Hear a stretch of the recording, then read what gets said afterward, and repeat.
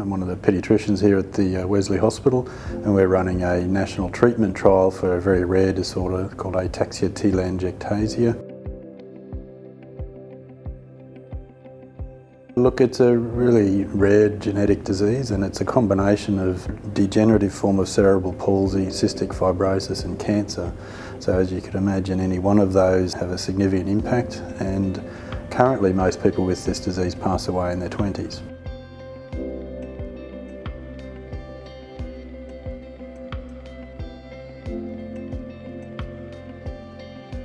We're using a repurposed medication called triheptanoin, and the basic science that led to the improvements in AT cells came from our trial. We're interested in trying to prolong their life but also improve some of the symptoms associated with the disease process, and in particular the neurological symptoms.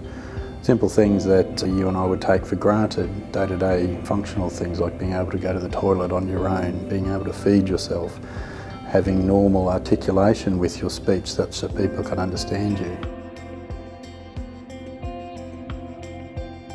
I guess the negative impacts is that the disease would follow its natural history, which is one of a degenerative brain disease, cystic fibrosis, type lung disease and cancer. So the negative is progression towards death.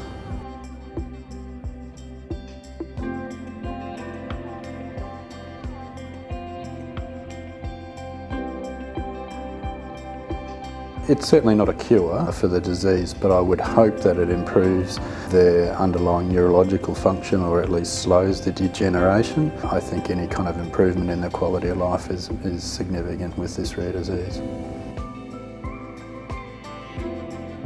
Impairments and progressive degeneration in the cerebellum affects your speech, your ability to walk, your ability to swallow. So whilst it is a degenerative disease, it doesn't degenerate in their cognitive capabilities. So these are very, very normal people who see their life slip away from them.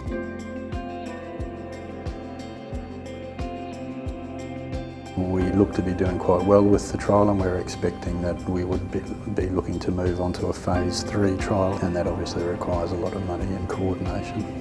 But it took a long time to get funding even to do the basic science research, which the families raised actually 4 years ago today. A family with 2 children with AT led a trek to the top of Everest, and they raised $400,000 from doing that process 4 years ago this week. That funded the basic science that allowed us to prove that there was a block where we thought it was, but yeah, it all takes funding and time.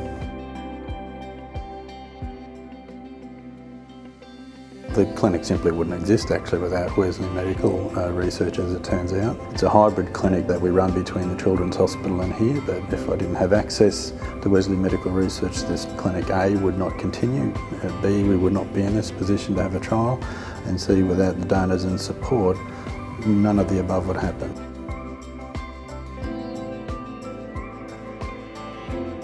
The patients, though, you've only got to meet them and spend a little bit of time with some of them. They just sink their teeth and hooks in you. They're lovely little people. And it's hard to kind of spend some time with them and then walk away. They're great.